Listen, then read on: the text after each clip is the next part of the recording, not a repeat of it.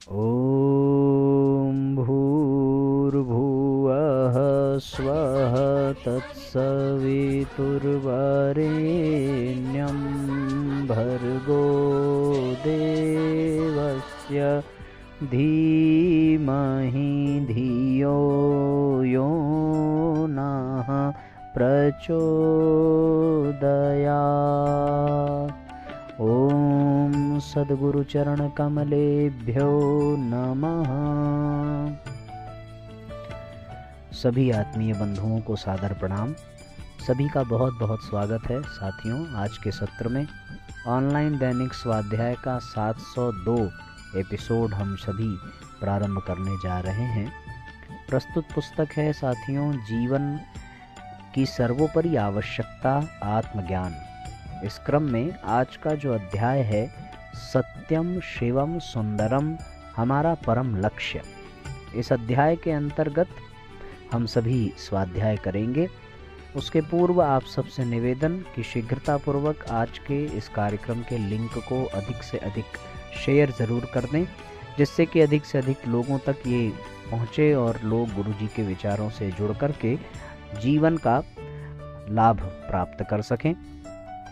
तो आज का अध्याय है सत्यम शिवम सुंदरम हमारा परम लक्ष्य।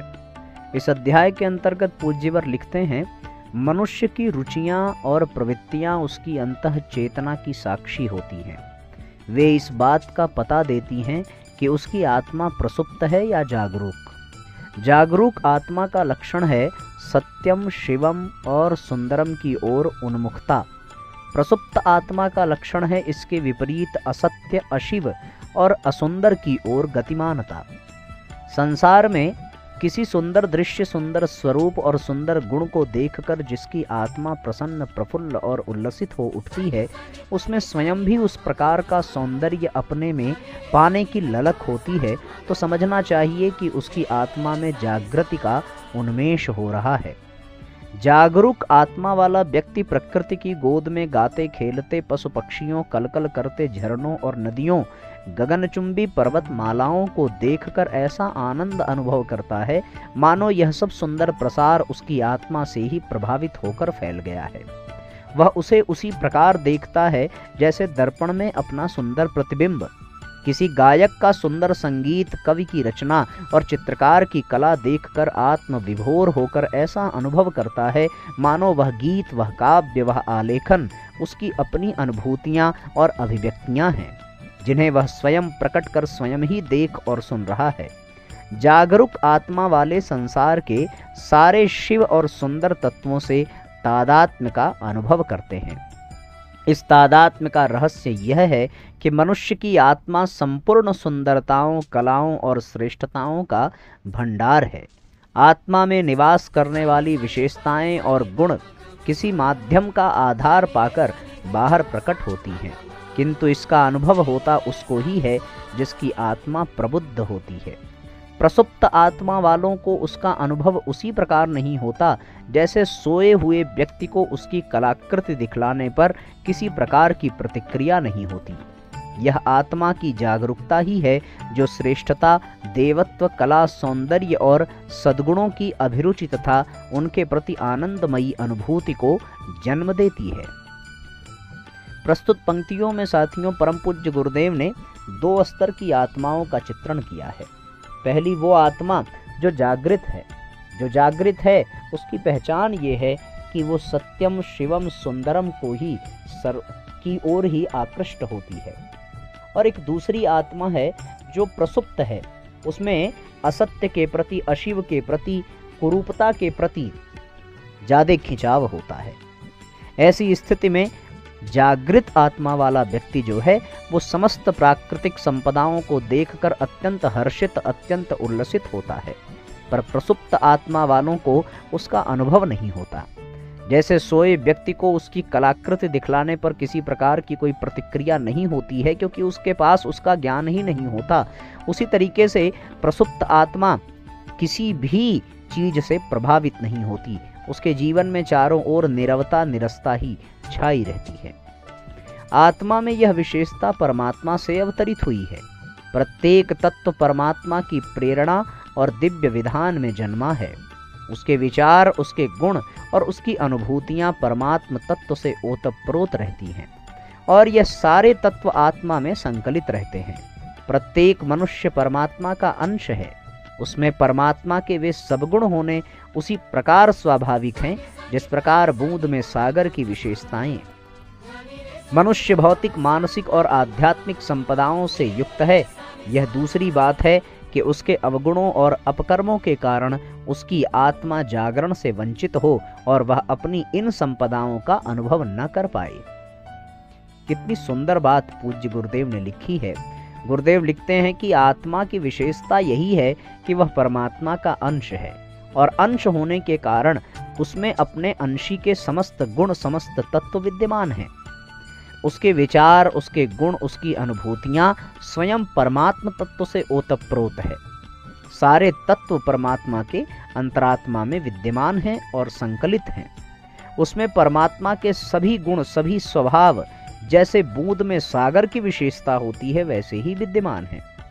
मनुष्य भौतिक, मानसिक और आध्यात्मिक संपदाओं से एकदम युक्त है, लेकिन दूसरी बात है कि उसके अवगुण और अपकर्म जितने भी हैं उसका जो कारण है उसकी आत्मा को जगने से वो वंचित कर देती है और वह अपनी इन संपदाओं का अनुभव नहीं कर पाता।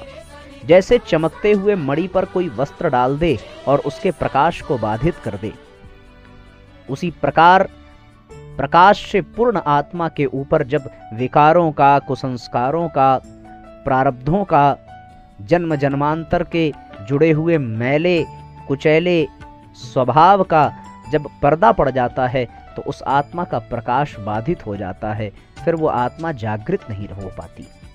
यही बात यहाँ पर गुरुजी ने स्पष्ट की है। यदि आपकी अभिरुचि और प्रवृत्ति शिव और सुंदर की ओर है तो समझ लेना चाहिए कि आपकी आत्मा में जागरूकता का लक्षण है। आपको अवसर है कि आप अपने इस आत्म जागरण को सदप्रयत्नों द्वारा विकसित करें, आगे बढ़ाएं, जिससे आप निरंतर परमात्मा की ओर अग्रसर होते जाएं और शीघ्र ही अपने सच्चिदानंद स्वरूप को प्राप्त कर लें। आत्मा की विशेषताओं की साक्षी के आधार पर यह विश्वास न करने का कोई कारण नहीं कि आपका वास्तविक स्वरूप सच्चिदानंद ही है। ये आत्मा की विशेषता के साक्षी हैं और ये विश्वास हमें करना ही चाहिए कि हमारा भी स्वरूप परमात्मा के तरीके से सच्चिदानंद है। इसका एक छोटे से उदाहरण के माध्यम से साथियों प्रमाण दें। यदि आपको कोई ये कह दे कि आप 24 घंटे लगातार किसी के ऊपर चिल्लाते रहें तो ये शायद आपके लिए संभव नहीं होगा। यदि कोई आपसे ये कह दे कि आप 5 घंटे तक लगातार क्रोध करते रहें तो आपके लिए ये बिल्कुल संभव नहीं होगा। लेकिन इसके विपरीत कोई ये कह दे कि आप 5 दिनों तक बिल्कुल शांत रहें, 5 दिनों तक लगातार मुस्कुराते रहें, 5 दिनों तक प्रसन्न रहें, तो फिर अवधि कितनी भी लंबी हो पर प्रसन्न रहना, मुस्कुराना, खुश रहना यह आपके लिए बोझ नहीं बनेगा, यह आपके लिए आनंददायक ही होगा। बल्कि व्यक्ति जीवन पर्यंत प्रसन्न रहना चाहता है, जीवन पर्यंत मुस्कुराना चाहता है, पर वो जीवन पर्यंत क्रोधित होकर नहीं जी सकता, जीवन पर्यंत वो कुविचारों के साथ, दुर्भावनाओं के साथ नहीं जी सकता। यही इस बात का प्रमाण है कि व्यक्ति का अपनी आत्मा भी सच्चिदानंद स्वरूप है। यदि वो सच्चिदानंद स्वरूप न होती तो कदाचित वो क्रोध जीवन पर्यंत कर सकता था। यदि सच्चिदानंद स्वरूप वह आत्मा न होती तो फिर निश्चित रूप से वह मनोविकारों के साथ जीवन बिता सकता था, पर उसे तो केवल प्रसन्नता ही रास आती है, केवल सुख, संतोष, दया, क्षमा, करुणा ही रास आती है, जो आत्मा के गुण हैं। ये इस बात का प्रमाण है भैया कि आत्मा वास्तव में सच्चिदानंद स्वरूप है। आइए अगली पंक्ति की ओर हम सभी बढ़ें। आगे पूज्य गुरुदेव लिखते हैं, जो व्यक्ति असुंदर, अशिव, अपकर्मों और अपवित्रताओं में अरुचि न रखकर उनमें विशेषता देखता है, जैसे किसी के व्यसनों से प्रभावित होता है, किसी अपराधी के प्रति सहानुभूति रखता है, लोभी और स्वार्थी की नीति में चतुरता देखता है, डाकू, चोर और अत्याचारियों की कथाओं में रुचि लेता है, अदर्शनीय दृश्य देखने को उत्सुक होता है और पापियों की संगति से घृणा नहीं करता तो मानना चाहिए कि उसकी आत्मा प्रसुप्त है और वह सृष्टि के सारे सुख सौंदर्य से वंचित हो गया है। जेलों, अस्पतालों और पागल खानों में दिखने वाली मानव आकृतियां वे मनुष्य होते हैं जिनकी आत्मा सोई हुई है और इसी प्रसुप्ति के दोष से वे उन जगहों पर पहुंचे हैं। आत्मा की प्रसुप्ति का कारण है मनुष्य का अज्ञान, उसका यह न जानना कि वह क्या है, संसार में आया क्यों है और उसका लक्ष्य क्या है।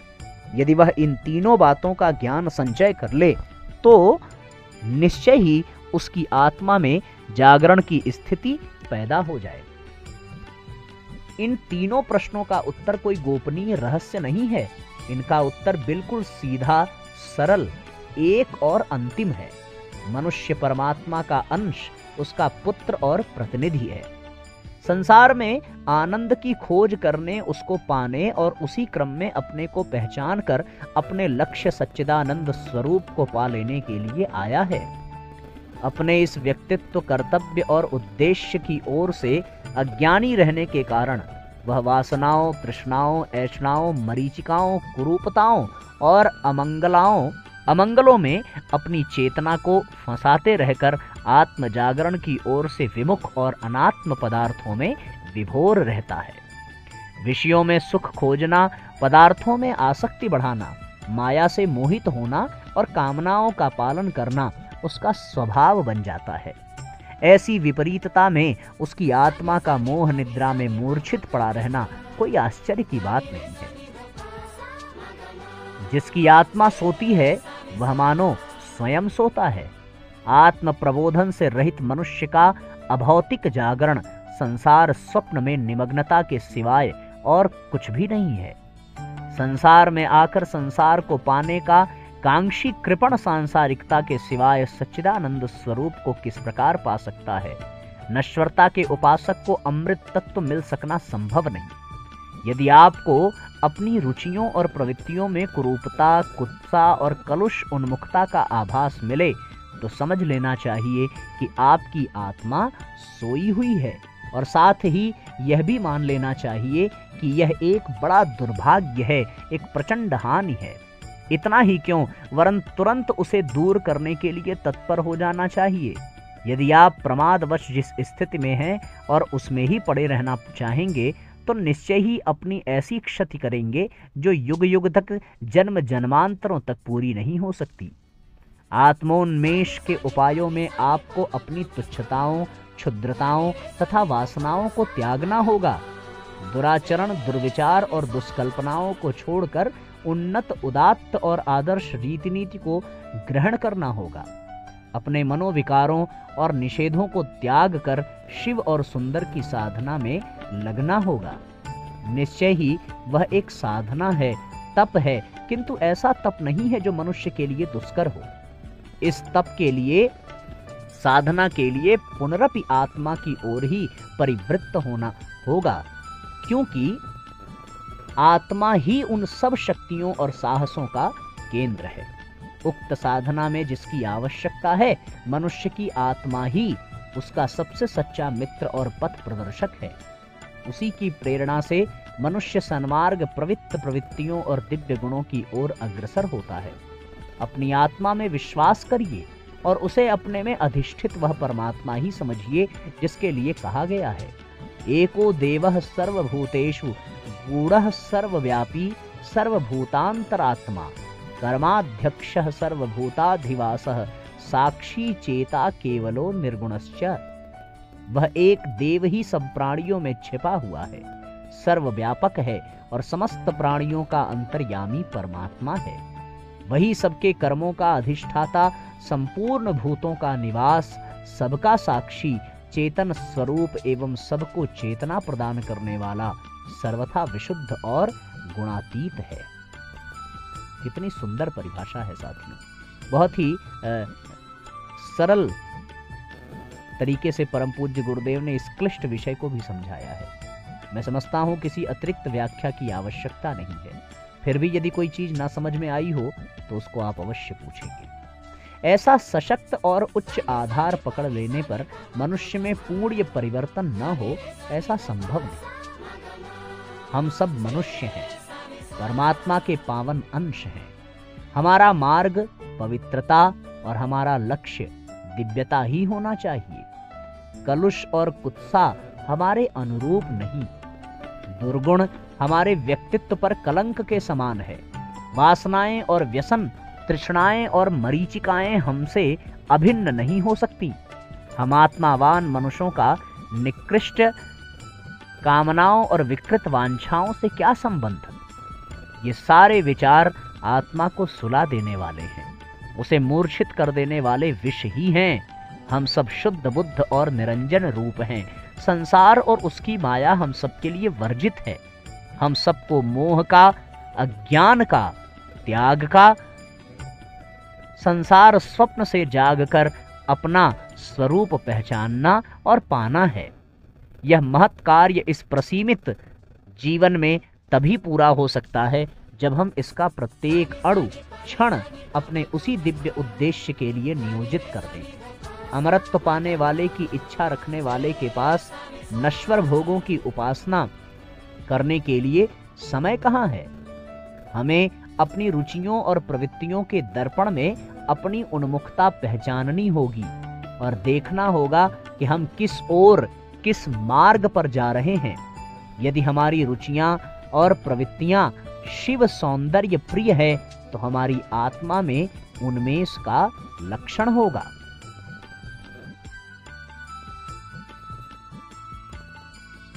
हमारी आत्मा में उन्मेष का लक्षण होगा, क्योंकि हरियाली की छटा उसी धरातल पर प्रकट होती है। पेड़ पौधे और लता गुल्म उसी भूमि पर उत्पन्न होते हैं जिसके नीचे पानी होता है। सत्यम, शिवम, सुंदरम की अनुभूति और अभिरुचि उसी की होती है जिसकी आत्मा में जागरण होता है। यदि ऐसा है तो हमारी दिशा ठीक है, सावधानी पूर्वक उस पर चलते चला जाना चाहिए। इसके विपरीत यदि हम अपनी रुचि और प्रवृत्ति को कलुष एवं कुत्सा की ओर, पाप और अपराध की ओर, असभ्यता तथा अपकर्मों की ओर झुकता पाते हैं तो तुरंत सतर्क होकर दुरितों से संघर्ष छेड़ देना चाहिए। और तब तक संघर्ष को बंद नहीं करना चाहिए जब तक हमारी रुचियां और हमारी प्रवृत्तियां शिवोन्मुखी होकर यह न बतला दें कि आपकी आत्मा में जागरण प्रारंभ हो गया है।